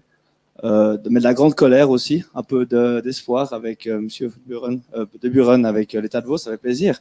Mais honnêtement, quand des fois je vous écoute, je me dis, mais est-ce que vous avez vraiment conscience de savoir pourquoi on fait ça? Je sais pas, le GIEC a sorti un rapport, à un moment on visait les 1.5, d'un coup on vise les points 2. Ah, donc les plans climat fribourgeois se met à jour. Ah, on vise point 2 maintenant. Et ça fait quoi? Dans 5 ans, on vise quoi? Point 3. Et on ferait quoi? Et on continue à faire point 6, point 7. Vous parlez des développements durables, ça fait 38 ans, j'étais même pas né, non, 82, je sais plus combien ça. Qu'est-ce qu'on a fait depuis? Je me pose vraiment des questions. Est-ce qu'on va continuer comme ça? On dit oui, le développement durable, c'est bien. Et à mes enfants, je dirais oui, t'inquiète, le développement durable, c'est bien. Je sais pas, regardez la salle, j'ai 25 ans, je vais être le plus jeune. Ça me fait vraiment souci, je dois avouer. Je suis en économie d'entreprise à Yverdon. J'ai dû, moi, faire une présentation sur l'économie circulaire. Waouh, j'ai dû faire, moi, je dois vendre, moi, le développement durable. Je dois monter, moi, au comité consultatif de l'HECSO du domaine économie pour aller durcir le plan de développement durable. Et pourtant, parce que je veux dire, je le fais. Mais on ne parle pas de CO2. Et pourtant, c'est ça notre défi. Alors, je sais, vous êtes convaincus et tout, mais est-ce qu'on peut vraiment encore se focus sur ce développement durable ou est-ce qu'on doit vraiment remettre quelque chose en place? Je ne suis pas favorable à la ZAD, pourquoi pas? Prenons un exemple. Maintenant, on est en train de mystifier un modèle d'alternative de vie qui est pourtant ultra durable et qui est un autre moyen d'expression de vie. Et pourtant, j'ai l'impression qu'en tout cas, l'état de Vaud, on voit comment elle se comporte avec ce mode alternatif qui est là ultra durable. Donc, je sais que voilà, c'est un peu, je trouve un peu triste d'être si jeune dans cette salle et pas trouver d'autres intervenants. Et donc je me demande si est-ce que le développement durable peut vraiment nous sauver et éviter ces plus 7, plus 6, donc c'est-à-dire plus 12 degrés en Suisse d'ici 2100. Merci. Merci. René Longet avec le micro. Oui, moi je vous remercie de toute intervention, mais le développement durable, c'est pas un truc en soi qui va nous sauver, c'est nous qui devons invoquer les changements nécessaires. Vous l'avez fait vous-même et je pense que chacun doit le faire à sa façon. Ça va pas tomber du ciel tout seul, c'est un combat. J'ai déjà dit dans mon intervention, j'ai conclu, c'est un combat qu'on doit gagner. Et c'est un programme qu'on peut invoquer. Puis alors, puisqu'il y a plusieurs représentants d'activistes en matière de climat, moi, j'ai été très fâché de voir les Jeunes pour le climat faire voter non à la loi sur le CO2. C'est une incompréhension totale des rapports de force et il manquait 1,5% pour passer au oui. Cette loi n'était pas suffisante, oui, mais elle aurait été une magnifique base pour aller plus loin. Maintenant, on ne sait pas. Hein, on a un rapport de force à Berne qui a changé. On parlait du PLR. Le PLR, il a été à un moment donné ébranlé. Et les parlementaires du PLR ont voté la loi, mais la base du PLR, d'après tous les sondages, n'a pas suivi. La présidente du PLR qui a impulsé ça, elle a démissionné. Il va y avoir quelqu'un d'un peu plus traditionnel qui pense que le libéralisme ou l'avenir du libéralisme passe par continuer comme maintenant, grosso modo. Puis peut-être que si le marché bouge, j'ai appelé aussi à ce que le marché bouge, on suivra. Donc là, il y a un momentum politique qui n'a pas été compris. Et je pense d'ailleurs le mouvement sur le climat, il s'est tiré une balle dans le pied. Aujourd'hui, il n'y a plus personne dans les jeunes qui sait quoi faire. Donc il faut aussi que vous, les jeunes qui êtes là, enfin vous, je parle à vous, vous avez 25 ans, enfin voilà, les jeunes que vous représentez, pensez que vous êtes dans un système politique où il y a des momentum. Cette loi sur le CO2, si elle passait, c'était une magnifique plateforme pour aller plus loin. Maintenant, on ne sait pas ce qui va se passer. En tout cas, c'est point d'interrogation. Mais juste peut-être un point encore sur la finance. Madame qui nous a parlé de la finance, moi j'aimerais vraiment dire, encore une fois, marteler que les deux clés de la transition, pour que ça soit crédible, hein, pour que vous les jeunes, vous puissiez encore avoir justement une trajectoire, vous pensez qu'il va se passer quelque chose, ça passe par des emplois et ça passe par la finance. Et la finance durable, on ne peut pas rester au volontariat. Il doit absolument y avoir un cadre légal qui dit, pour être ESG, donc environnement, social et gouvernance, un fonds, il doit respecter ça, ça, ça et ça. Aujourd'hui, chaque fonds fait comme il veut. Il y a certes une nomenclature européenne qui a commencé, elle est encore partielle, mais je peux que vous encourager, madame, et j'espère que le SECO le fera, pour pousser au niveau du Conseil fédéral, pour qu'il n'y ait pas seulement un concept qui est sorti, qui est intéressant, mais qui est véritablement une législation fédérale. Parce que là, au niveau des banques, on saura ce qu'il faut faire. Il n'y a pas que les crédits qu'on donne. Tu parlais des bourses, de la bourse, mais il y a aussi des investisseurs qui achètent des actions, qui donc achètent des parts, et donc qui prennent le pouvoir ou des parts de pouvoir dans les entreprises. Il y a le crédit et il y a effectivement l'achat de parts de propriété dans des sociétés. Les deux sont importants. Merci beaucoup, monsieur.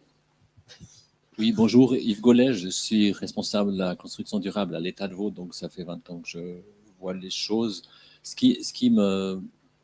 Je dirais, je pense qu'effectivement, dans un monde de riches, où on entend tout le temps des gens qui parlent de comment on pourrait faire ou comment on pourrait éviter de ne pas faire ce qu'il faut. J'ai besoin d'argent, j'ai besoin de ci. Et il me semble que l'élément le plus important, c'est prôner l'exemplarité par son action professionnelle et privée en même temps. C'est facile à dire, je fais quelque chose dans le professionnel, mais dans le privé, je fais autrement. Parce qu'on a tous besoin, il y a cette zone de confort qui bloque. Et en fait, mais je fais ça parce que mon ami fait la même chose. Donc, oui, mais si je me paye un voyage à l'étranger, c'est pas grave, ça va rien changer. Et en fait, cette compréhension de ce qu'il faut faire, elle n'est pas partagée. Les politiques, à mon avis, ils n'ont pas compris. Je soutiens ce que dit Guillaume, puisqu'on travaille ensemble. Moi, j'ai vu un changement fondamental à l'État de Vaud depuis 4-5 ans. Mais néanmoins, quand je vois les positions du Conseil fédéral, je pense qu'ils n'ont pas compris. Alors pourquoi, pour le Covid, on comprend, on nous impose des ordonnances CO, de juste et faux, c'est pas là la discussion. Mais pourquoi pour le climat, s'il y a une urgence, c'est l'immobilisme. Et quand on dit qu'il faut, effectivement, on consomme 3 planètes et il n'en faut qu'une, on se dit 1 à 3, c'est pas grand-chose. Mais si on traduit ça, il faut baisser de 70% pour passer de 3 à 1. Ah oui, il y a beaucoup à faire. Hein. Et je pense que cette compression, elle n'est pas là. Alors on est un peuple de riches, puis malheureusement, on régresse au niveau. Alors moi, la question que j'ai envie de poser aux personnes qui sont ici, comment faire pour qu'effectivement, il y ait une prise de conscience des politiques au niveau fédéral d'abord, parce que le canton de Vaud, je pense qu'il a compris, effectivement, notre conseil d'État bouge un peu plus, Voilà la question. Peut-on agir par ordonnance s'il y a urgence climatique? À ce moment-là, les gens qui sont dans la rue comprendraient qu'ils ont raison d'aller manifester. Pierre, qu'est-ce que tu en dis? Ouais, question très importante, fondamentale. Je le sens pas vraiment hein, sur le plan suisse. Tout à l'heure, je faisais pas du tout un débat entre qu'est-ce qu'il veut dire entre régions linguistiques, mais c'est vrai qu'il y a des rapports de force différents, notamment de l'autre côté de la Sarine, et qu'il y a le plus grand parti de Suisse qui là-dessus bloque énormément de choses. Je crois qu'il faut qu'on en soit conscient. C'est pas notre situation vaudoise. C'est la situation nationale. Et là, on a d'énormes difficultés encore. Il y a une conscience générale des enjeux climatiques, mais il y a une peine folle à passer aux actes. Alors, moi, je suis d'accord avec René. Hein. La loi CO2 était une sacrée échéance qu'on a manquée. Maintenant, j'en viens à espérer en Europe et son Green Deal et les mesures annoncées par la Commission européenne, qui me paraissent très intéressantes parce qu'elles vont plus à la source des émissions, la production, etc., les échanges commerciaux, et un peu moins d'attaque à la consommation, ce qui était la tactique essentielle du Parlement, puisque la loi sur le CO2, c'est l'œuvre du Parlement fédéral, moins d'ailleurs que celle du gouvernement. Oui, il nous faut repartir du bon pied sur toutes ces questions après l'échec de juin. Nous pouvons nous appuyer heureusement sur maintenant des dispositions qui vont concerner tout le continent. Et d'abord, il ne faudra pas que la Suisse soit le cheval de Troie de l'Europe de toutes les pollutions climatiques. Ça, c'est une première chose. Et elle nous a parfois bien habitués à jouer ce rôle-là. Il faudra qu'elle s'aligne et qu'elle anticipe, je dirais. Il faudra qu'elle anticipe la réglementation européenne et cela nous permettra d'avancer. Mais rendez-vous compte, c'est aussi une part de notre souveraineté qui fout le camp. Donc, on est fiers de notre démocratie. Hein. On se prononce dans quelques jours à la fois sur le don de sperme pour des couples de même sexe et sur l'imposition des revenus du capital. C'est merveilleux. C'est fou qu'on a des droits démocratiques avancés. C'est assez génial. Mais là, on n'y arrive pas. Ou en tout cas, pas encore. Merci Pierre. Je vais vous proposer de répondre de façon très très brève. On va vous écouter, puis encore en tout cas 2 ou 3 personnes qui ont des questions. Mais allons-y brièvement puisqu'il nous reste relativement peu de temps. Alors je vous fais une réponse très rapide. Je ne vais pas dénoncer une autre collectivité, donc la Confédération, parce que je n'ai pas le droit de le faire. Je ne vais pas attaquer non plus les services administratifs de la Confédération, parce que je n'ai pas non plus le droit de le faire. Ni l'envie. Ce qui est tout à fait clair, c'est que c'est là où se passent les décisions. Ils réagissent beaucoup à la représentation politique, notamment au niveau du Parlement. Malheureusement, les jeunes bien formés, dans votre cas, ils ne votent pas, ils ne s'expriment pas, ils sont passifs. Cette passivité, elle est hautement problématique par rapport à la structure et au fonctionnement de notre pays. Si les jeunes bien formés votaient, on n'aurait pas 60% d'abstention. Ça veut dire qu'on ferait, la base décisionnelle serait différente, donc les changements seraient différents. Le parti dont vous avez parlé est extrêmement discipliné. Tout le monde vote dans la même ligne. Dans les partis que peut-être vous soutenez, ce n'est pas le cas. Et c'est tant cette dispersion que cette passivité, elle explique grandement la situation qui vous déplaît finalement que vous voyez. Donc, il y a comment accélérer, comment obtenir des ressources. Ça se passe beaucoup dans vos mains. Voilà. Anna, quelques mots. Oui, alors très rapidement, en fait, moi je reviens aux gens. Hein, donc il y a une loi universelle, on est résistant au changement. Et quand je dis ça, c'est que certains sont pas résistants au changement pour des raisons climatiques, mais le seront peut-être dans d'autres domaines. Ça, c'est toujours important de bien comprendre parce qu'on change dès qu'on voit qu'il y a un gain ou qu'on a compris, on a un désir de changer. Mais il faut nous donner les moyens.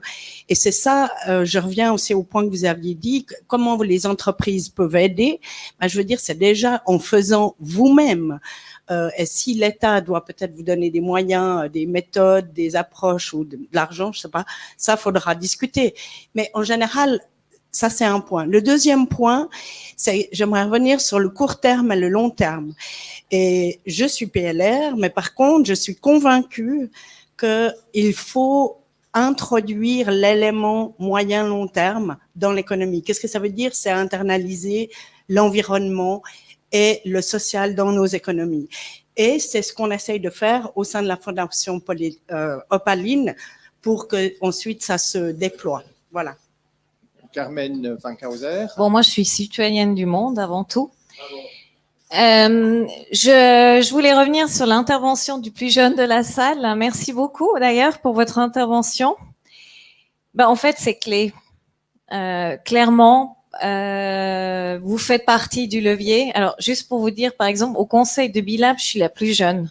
Alors, je suis sûre dans votre tête, vous dites, mais elle est déjà vieille. Donc, c'est juste comme ça vous explique un peu, c'est la réalité de la situation. Quand on regarde les membres des conseils d'administration, la moyenne d'âge, elle est élevée. Quand moi, je regarde au sein du conseil communal, la moyenne d'âge, elle est assez élevée. Moi, j'ai été happée il y a 10 ans par ma voisine quand je suis arrivée dans le canton de Vaud. Et heureusement, en fait, je comprends, je savais pas ce que c'était. J'ai dit oui, moi, je m'engage pour la société. Mais j'aimerais que vous soyez plus nombreux. En fait, j'aimerais que les jeunes maintenant s'engagent, que ce soit au niveau professionnel et au privé, dans le futur qu'on va construire. Et en fait, je pense, nous, on se casse la tête à se poser des questions sur 2030, l'agenda, l'environnement politique. Pour moi, les jeunes, dans l'ensemble, en fait, ils ont déjà intégré tout ça. En fait, moi, ce que je remarque dans les jeunes, alors il y a des plus jeunes que vous aussi, et des plus âgés, on va dire entre 10 et 30 ans, voilà, assez large. En fait, il y a plein de concepts qu'ils ont déjà intégrés. C'est normal pour eux. Et ils nous regardent et ils sont là, mais qu'est-ce que vous faites? En fait, ils disent, qu'est-ce que vous foutez? Faut y aller, là. Et une des solutions pour moi, c'est vous, en fait, c'est les jeunes, c'est l'éducation, clairement.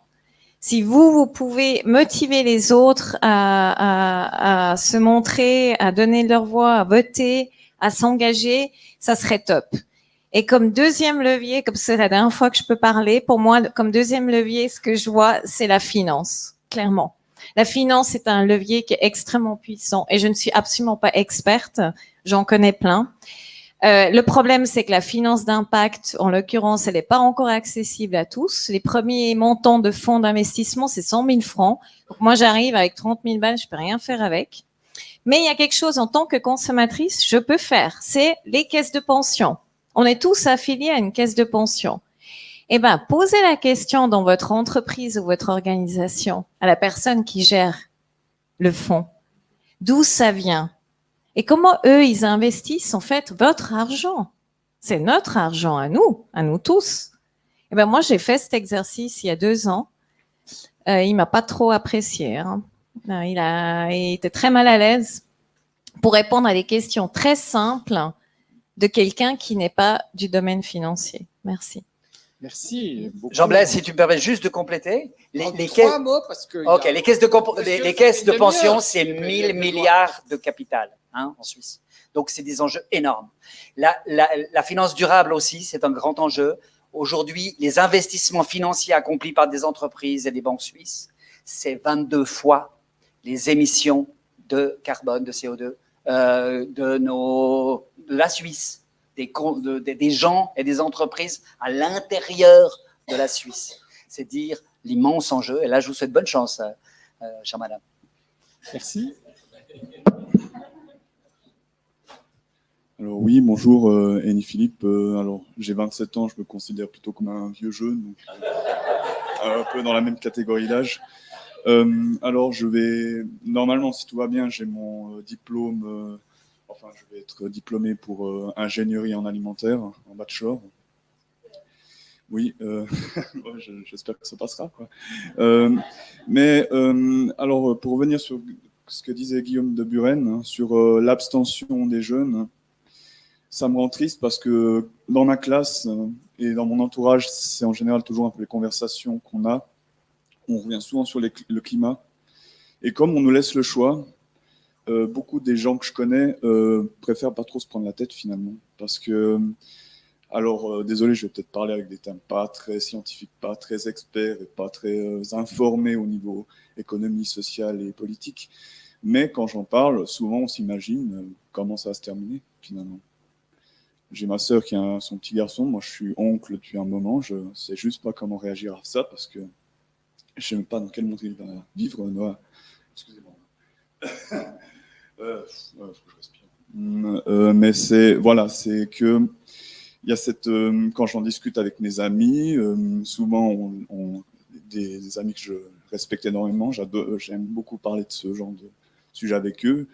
Même quand ils me disent « Ah, Philippe, toi, tu prends végétarien à ce menu, moi, je vais compenser avec double ration de viande, parce que c'est comme ça que ça se mange. » Puis je fais j'ai des amis comme ça, je respecte leur point de vue, et parce que je crois que j'ai toujours appris à faire preuve d'écoute et puis d'empathie. Puis finalement, je crois que la meilleure manière, justement, d'avancer ensemble, c'est de s'écouter l'un à l'autre. Tout mon entourage ont le choix. Ils font le choix qui leur semble le plus confortable. Et alors, on dit que c'est un défaut d'éducation, mais est-ce que c'est nous qui devons nous éduquer entre nous-mêmes? Est-ce que c'est moi qui dois aller vers mes amis, demander de leur bouger leurs fesses, puis après, finalement, ils vont se fermer? Parce que si je commence à venir et dire « T'as pas honte devant une double ration de viande dans ton VG », enfin bref, n'importe quoi. Donc, est-ce que c'est à moi de faire ça? Parce qu'en même temps, l'éducation vient aussi de l'ancienne génération. C'est juste qu'il y a ce... Alors, moi, je parle un peu de... Alors, je fais partie d'un microcosme sur moi. C'est qui va faire bouger les grandes lignes?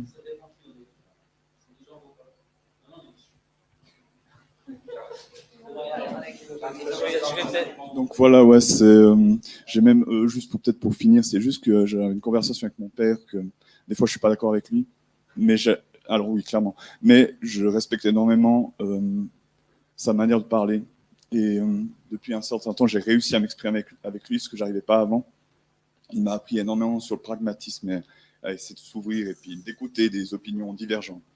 Mais il m'a quand même dit une fois, Philippe, je vais t'admettre, je suis au courant des problèmes qu'il y a sur le climat. Je me sens comme quelqu'un d'assez modéré dans ce que je fais, mais j'ai pas l'intention de changer parce que je vais partir avant.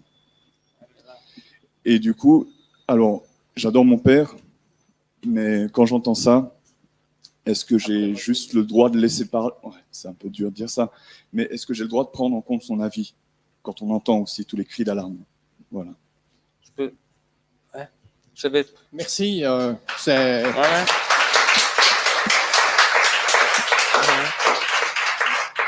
Alors, mais pour moi, c'est presque un peu... Attendez, juste préciser que vous allez évidemment terminer la soirée et on va vous laisser la parole. mais je n'ai même pas demandé ça. Hein. Mais l'heure étant l'heure, non. évidemment que René, vous allez terminer. Non, mais je demande... À propos de monsieur et d'autres... Pour moi, je ne réclame aucun privilège de la parole. On a parlé de... vous parliez de conseil de citoyens. Je pense qu'ici, chacun a la même parole. Et moi, j'aimerais vraiment vous remercier de ce que vous avez dit. Pour moi, c'est vraiment un mot de la fin. Parce que je crois que vous avez vraiment posé la question à différents niveaux. D'abord, quel avenir pour la jeunesse? Vous vous êtes vous-même positionné pour l'avenir d'un petit enfant qui a peut-être 2 ou 3 ans, je ne sais pas. Moi, je suis devenu grand-père il y a quelque temps aussi. Je me dis, ce petit enfant, qu'est-ce qu'il va être, etc. Vous avez votre avis qui est bien fondé, nourri de tout ce que vous entendez. Je pense que vous devez, avec tout le respect que vous devez aux autres, dire non, ce défi stupide pour compenser la viande que je ne mange pas, c'est absurde. Parce qu'aujourd'hui, justement, peut-être ce qu'on a de la peine à comprendre, et ça fait partie du problème, quand on parle climat, en fait, ça renvoie à plein d'autres choses. Ça renvoie à l'agriculture mondiale, ça renvoie à la manière dont on élève le bétail, ça renvoie à l'agriculture industrielle, ça renvoie à la manière dont on déboise massivement la forêt tropicale pour produire du soja qu'on donne à nos vaches, etc., etc. Je simplifie, hein. Mais donc on est complètement lié à ça. On parle de la mobilité, la manière et la raison pourquoi on se déplace. On parle de l'habitat. Peut-être que le climat, c'est un peu abstrait parce que le climat, il est global. Il y a un parti politique qu'on n'a pas nommé, mais voilà, on sait tous ce qu'elle sait, qui disait qu'est-ce que c'est 1/1000 des émissions de CO2 dans le monde. Ça, c'est la part de la Suisse. Mais c'est pas vrai, puisqu'effectivement, nos acteurs économiques ont une responsabilité beaucoup plus importante. Puis il y a toute cette, au fond, comment on pourrait dire, cette empreinte carbone qui a dans le monde, qui est 2 fois plus grande que le carbone émis depuis la Suisse. Donc, vraiment, je pense qu'il faudrait déconstruire cette idée juste de climat en politique publique ou en comportement dans des domaines bien précis où des changements ont vraiment du poids. La manière dont on se chauffe, la manière dont on se déplace, la manière dont on se nourrit, c'est ça qui va changer la donne, tant sur la biodiversité que sur le climat. Et si vous interpellez quelqu'un qui rigole parce que vous ne mangez pas de viande, je pense que vous pouvez dire, mais franchement, tu n'as rien compris, quoi. Et que ce soit votre père, que ce soit votre famille ou que ce soit vos collègues, je pense que c'est votre devoir de répercuter ce que vous savez, parce que c'est là que vous jouez votre rôle d'être humain. Il y a monsieur qui dit non, c'est l'État, mais l'État, c'est qui? C'est les électeurs qui nomment des élus. Alors, heureusement qu'il y a des élus comme ceux qu'il y a ici, mais ils ne sont pas tous comme ça. Et ceux qu'on envoie, ils ont été élus par le peuple. Donc, faites usage de vos droits de citoyen, mais surtout, soyez un citoyen respectueux des autres, mais qui se donne les moyens de faire passer le message. Je pense que chacun joue son rôle à son niveau, et c'est ça, je pense, qui nous permettra de nous en sortir. Merci beaucoup. Alors, on va clore ici. Merci à Carmen, merci à Anna, merci à Guillaume, merci à Pierre et évidemment merci René. Pour ceux qui le souhaitent, vous avez la possibilité de demander un autographe, enfin, ce qu'on appelle déjà, on va faire signer son livre. Une dédicace bien sûr. Et puis préciser peut-être que René, vous avez sorti aussi un autre livre plus récent, L'humanité à la croisée des chemins, pour une planète viable et vivable, qui vient de sortir, hein, enfin, il y a juste quelques mois. Donc, si vous avez déjà le premier, vous pouvez venir et prendre le deuxième, enfin, acheter le deuxième. Merci beaucoup. J'ai vraiment l'impression que le sentiment que j'ai ce soir, c'est que c'est un début, parce que c'est vrai que cette soirée, moi, je l'ai trouvée d'une richesse incroyable, et que peut-être que des assises un peu citoyennes, un peu de gens qui ont des choses à dire, des réflexions à faire. Je me demande s'il n'y aurait pas quelque chose à faire ensemble qui soit un peu plus cossu, on prenne plus de temps, peut-être un week-end complet ou comme ça, à voir, à réfléchir. Audrey, je vais vous laisser réfléchir à ça, et René. Merci beaucoup encore. Vous avez vu qu'il y a... Ne sortez peut-être pas immédiatement, il y a de quoi vous rafraîchir et même vous sustenter quelque peu, et puis sustenter votre esprit, votre âme avec les bouquins de René Langer. Merci beaucoup encore et bonne soirée.